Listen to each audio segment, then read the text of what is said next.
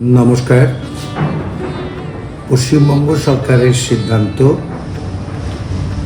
23 June 2026 থেকে 6 জুলাই 2026 এই একপক্ষকাল doctor Shyamaprasad Mukherjee পক্ষ বিদ্যালয় প্রতিষ্ঠানে উদযাপন করতে হবে।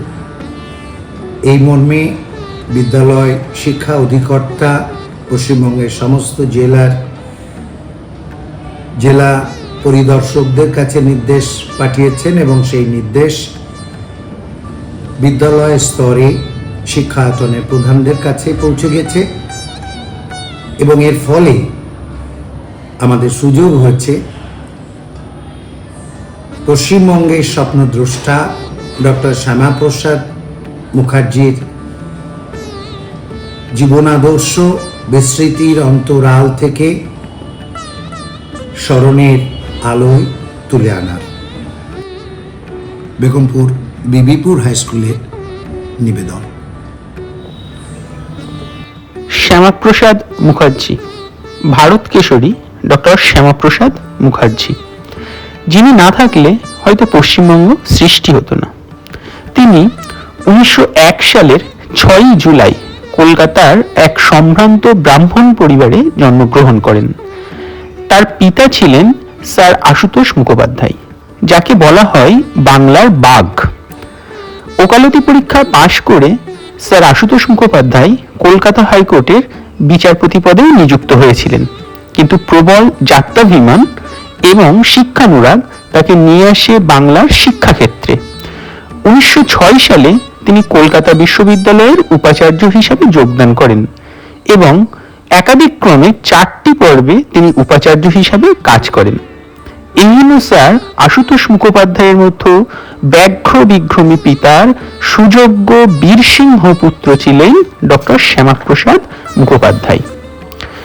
ডক্টর শ্যামাপ্রসাদ মুখার্জির মা ছিলেন যোগমায়া দেবী, যার নামাঙ্কিত কলিকাতার যোগমায়া দেবী কলেজ পুত্র শ্যামাপ্রসাদেরই কীর্তি। বংশ পরম্পরায় ডক্টর শ্যামাপ্রসাদ মুখোপাধ্যায় কুলকৌলিন্য ধন্য ছিলেন। প্রখ্যাত রামায়ণ রচয়িতা কবি কৃত্তিবাস ওঝার সঙ্গেও বংশসূত্রে তিনি সম্পর্কিত ছিলেন। তাদের আদি নিবাস ছিল হুগলি জেলার জিরাট বলাবর অঞ্চলে। ডক্টর শ্যামাপ্রসাদ মুখোপাধ্যায়ের পিতামহ প্রখ্যাত চিকিৎসক ডক্টর গঙ্গাপ্রসাদ মুখোপাধ্যায় সেখান থেকে এসে কলকাতার ভবানীপুরে স্থায়ী বসতি স্থাপন করেন। ক্ষুরধার মেধার অধিকারী ডক্টর শ্যামাপ্রসাদ মুখোপাধ্যায় 1914 সালে ভবানীপুরের মিত্র ইনস্টিটিউশন থেকে ম্যাট্রিকুলেশন পরীক্ষায় কৃতিত্বের সঙ্গে উত্তীর্ণ হয়ে প্রেসিডেন্সি কলেজে ভর্তি হন এবং 1921 সালে ইংরেজিতে অনার্স সহ বিএ পরীক্ষায় প্রথম শ্রেণীতে প্রথম হয়ে কৃতিত্ব স্থাপন করেন। ইংরাজি ভাষা ও সাহিত্য অতি প্রিয় হওয়া সত্ত্বেও মাতৃভাষানুরাগী উপাচার্য পিতা স্যার আশুতোষ মুখোপাধ্যায়ের নির্দেশে শ্যামাপ্রসাদ মুখোপাধ্যায় বাংলা ভাষা ও সাহিত্য বিষয়ে কলকাতা বিশ্ববিদ্যালয়ের MA কোর্সে ভর্তি হন এবং 1923 সালে প্রথম শ্রেণীতে প্রথম হয়ে সসম্মানে উত্তীর্ণ হন। মেধাবী শ্যামাপ্রসাদ সমকালীন রীতি অনুযায়ী BL পরীক্ষায় পাশ করে 1923 সালে বিলাত যাত্রা করেন এবং ব্যারিস্টারি পাশ করে 1926 সালে দেশে ফেরেন, কিন্তু আইন ব্যবসা তার মনঃপূত হলো না। তাই তিনি যোগদান করেন পিতার সহযোগী হিসাবে কলকাতা বিশ্ববিদ্যালয়ের কাজে এবং মাত্র 24 বছর বয়সে তিনি বিশ্ববিদ্যালয়ের ফেলো নির্বাচিত হন। পরে তিনি কলকাতা বিশ্ববিদ্যালয় থেকে ডিলিট এবং বারাণসী বিশ্ববিদ্যালয় থেকে সাম্মানিক LLD উপাধি পান। ইতিমধ্যে 1922 সালে মাত্র 21 বছর বয়সে সুধা দেবীর সঙ্গে তার বিবাহ হয়। তাদের ছিল 5 সন্তান। শ্যামাপ্রসাদের বয়স যখন মাত্র 33 বছর তখন তার স্ত্রীর অকাল মৃত্যু হয়, কিন্তু তিনি আর বিবাহ করেননি। পিতা উপাচার্য থাকাকালীনই তিনি কলকাতা বিশ্ববিদ্যালয়ের কাজে যোগ দিয়েছিলেন। পিতার মৃত্যুর 1 দশকের মধ্যেই 1934 সালে মাত্র 33 বছর বয়সে কলকাতা বিশ্ববিদ্যালয়ের কনিষ্ঠতম উপাচার্য হিসেবে তিনি যোগদান করেন। 1934 থেকে 1938 পর্যন্ত উপাচার্য থাকাকালীন পিতার পদাঙ্ক অনুসরণ করে শ্যামাপ্রসাদ মুখোপাধ্যায় বিশ্ববিদ্যালয়ের পাঠ্যক্রমে অভিনবত্ব আনেন। তার উদ্যোগে কলকাতা বিশ্ববিদ্যালয়ে কৃষিবিদ্যা, সোশ্যাল সায়েন্স প্রভৃতি বিষয়ে পঠন পাঠন শুরু হয়। শিক্ষাক্ষেত্রে তার সবথেকে বড় অবদান ছিল ইংরেজি মাধ্যমের একাধিপত্য ভেঙে উচ্চশিক্ষা স্তরে বাংলা মাধ্যমের ব্যবহারে জোর দেওয়া। তিনিই প্রথম বাংলায় বৈজ্ঞানিক পরিভাষা প্রবর্তনে প্রয়াস করেন। তার উদ্যোগে 1937 সালের 17 ফেব্রুয়ারি বিশ্বকবি রবীন্দ্রনাথ ঠাকুর বিশ্ববিদ্যালয়ের ইতিহাসে প্রথমবার বাংলায় সমাবর্তন ভাষণ দেন। বিশ্ববিদ্যালয়ের ইতিহাসে আজও তা একটি অন্যতম উল্লেখযোগ্য ঘটনা। বিজ্ঞান চর্চার প্রসারেও তার উৎসাহের ঘাটতি ছিল না। একবার প্রখ্যাত বৈজ্ঞানিক এবং শিক্ষক ডক্টর প্রফুল্লচন্দ্র রায় তার ছাত্রদের রিসার্চ ওয়ার্কের জন্য শ্যামাপ্রসাদ মুখোপাধ্যায়ের কাছে কিছু যন্ত্রপাতির ব্যবস্থা করে দেওয়ার অনুরোধ করেন। অচিরেই সেই ব্যবস্থা শ্যামাপ্রসাদ মুখার্জি করেন। শ্যামাপ্রসাদ মুখার্জি নারী শিক্ষার প্রসারে মায়ের স্মৃতিতে যোগমায়া দেবী কলেজে প্রতিষ্ঠাও করেছিলেন। এছাড়াও আশুতোষ মিউজিয়াম এবং পাঠাগারের প্রতিষ্ঠাতাও তিনি। মাত্র 4-5 বছর তার উপাচার্য হিসাবে শিক্ষা প্রশাসনিক কর্মজীবন। এই স্বল্পকালেই তিনি তার কর্মদক্ষতা এবং পারদর্শিতার পরম নিদর্শন স্থাপন করেন। এবারে আসা যাক রাজনীতিবিদ শ্যামাপ্রসাদ মুখোপাধ্যায়ের কথায়।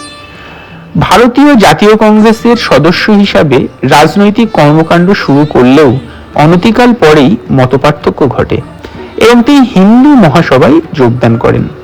1943 থেকে 1946 পর্যন্ত হিন্দু মহাসভার সভাপতির দায়িত্ব তিনি পালন করেন। নির্বাচনী রাজনীতিতেও শ্যামাপ্রসাদ মুখোপাধ্যায় যথেষ্ট সফল ছিলেন। নির্বাচনে জিতে 1941 সালে অবিভক্ত বাংলার অর্থমন্ত্রী রূপে ফজলুল হক মন্ত্রিসভায় যোগদান করেন। 1942 সালে ভারত ছাড়ো আন্দোলনের দমনে ব্রিটিশ সরকার যখন কঠোর দমন নীতি গ্রহণ করেন, তখন তার প্রতিবাদে ফজলুল হক মন্ত্রিসভা থেকে তিনি পদত্যাগ করেন। এরপর 1943 সালে ব্রিটিশ অপশাসনের ফলস্বরূপ অবিভক্ত বাংলাদেশে যখন ভয়ানক মহামারী দেখা দেয়, লক্ষ লক্ষ মানুষ না খেতে পেয়ে মারা যেতে থাকে, তখন তিনি দুর্দশা পীড়িত মানুষের জন্য উল্লেখযোগ্য সেবা কার্য পরিচালনা করেন।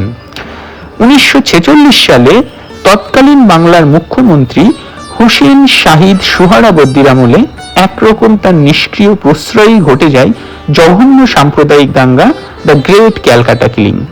অল্প সময়ের মধ্যেই ঘটে আরো একটি সাম্প্রদায়িক দাঙ্গা নোয়াখালীতে।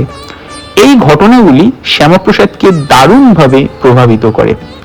বরাবর দেশভাগ বিরোধী অখণ্ড ভারতের জন্য জোরালো সওয়াল করে যাওয়া শ্যামাপ্রসাদ মুখোপাধ্যায় লর্ড মাউন্টব্যাটেনের কাছে চিঠি লিখে দেশভাগের সময় পশ্চিমবঙ্গকে ভারতের অংশভুক্ত করার পক্ষে জোরালো সওয়াল করেন।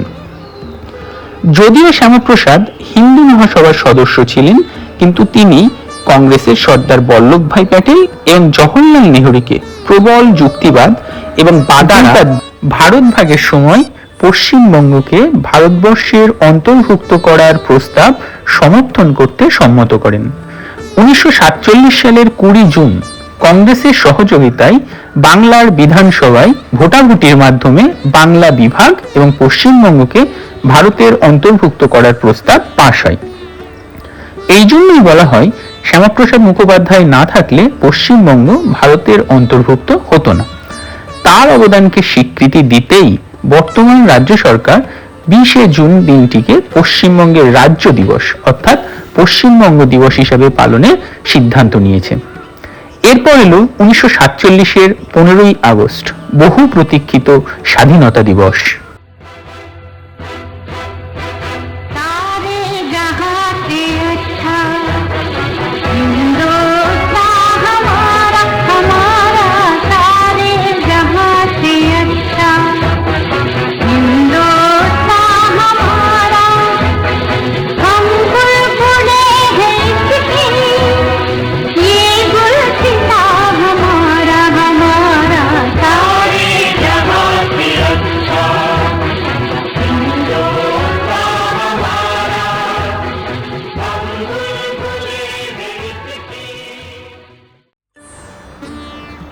নবগঠিত অন্তর্বর্তীকালীন সরকারের মন্ত্রিসভায় প্রধানমন্ত্রী জওহরলাল নেহেরুর নেতৃত্বে শিল্প ও সরবরাহ মন্ত্রী হিসাবে শ্যামাপ্রসাদ মুখোপাধ্যায় যোগদান করেন।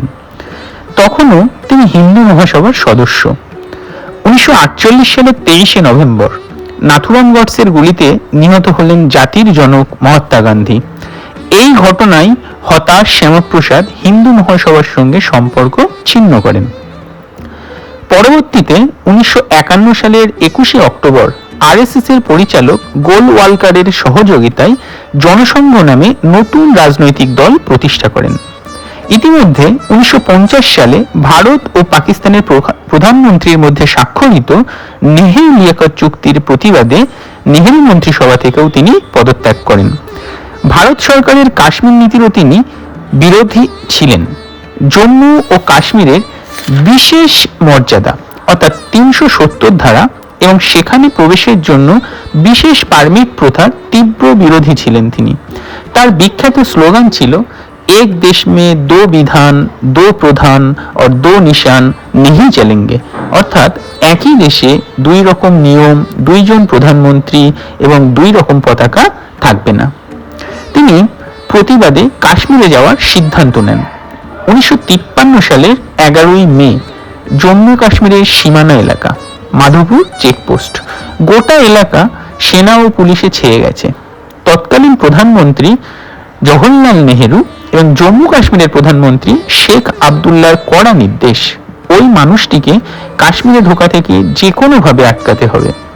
আইন অনুযায়ী তখন ভারতের অন্য কোনো রাজ্যের নাগরিককে কাশ্মীরে প্রবেশ করতে হলে বিশেষ পারমিটের প্রয়োজন হতো। কিন্তু নিজ দেশে প্রবাসী না হওয়ার তীব্র প্রতিজ্ঞায় কোনো পারমিট ছাড়াই চেকপোস্টের দিকে এগিয়ে যান শ্যামাপ্রসাদ মুখোপাধ্যায়। সেখানেই তিনি গ্রেপ্তার হন এবং তাকে শহরের বাইরের এক কটেজে বন্দী করে রাখা হয়।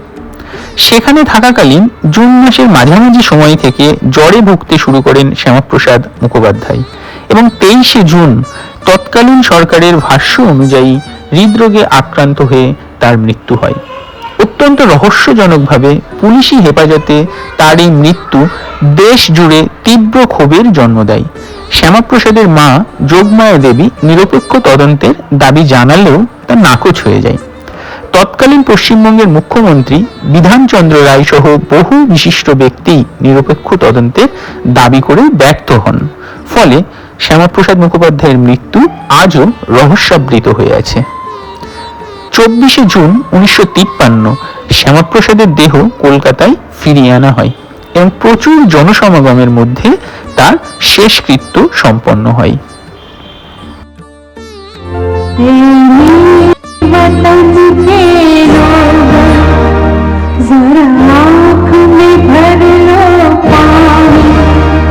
जो शहीद हुए हैं उनकी जरा याद करो कुर्बानी। मेरे वतन के लोगों जरा आँख में भर लो पानी। जो शहीद हुए हैं उनकी जरा याद करो कुर्बानी। तुम इसलिए सुनो ये कहानी।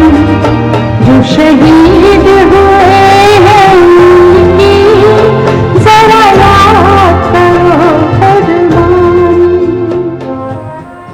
তার আদর্শ, দেশপ্রেম ও আত্মত্যাগের জন্য ভারতীয় জনতা পার্টি 23শে জুন দিনটিকে বলিদান দিবস হিসাবে পালন করে থাকে। কেউ কেউ মনে করেন ডক্টর শ্যামাপ্রসাদ মুখার্জি সাম্প্রদায়িক ছিলেন এবং তিনি হিন্দু মুসলমান সম্প্রীতির বিষয়ে বিশেষ কিছু কথা বলেননি। কিন্তু নিরপেক্ষভাবে বিচার করলে বলতে হবে ডক্টর শ্যামাপ্রসাদ মুখোপাধ্যায়, যিনি স্যার আশুতোষ মুখোপাধ্যায়ের সুযোগ্য পুত্র, তিনি কখনো সাম্প্রদায়িক চিন্তা জর্জরিত মুসলিম বিদ্বেষ ভাবাপন্ন ব্যক্তি হতে পারেন না। একথা ঐতিহাসিকভাবে সত্য। ডক্টর শ্যামাপ্রসাদ মুখোপাধ্যায় 1941 খ্রিস্টাব্দে এ.কে. ফজলুল হকের মন্ত্রিসভায় অর্থমন্ত্রীর দায়িত্ব পালন করেছিলেন।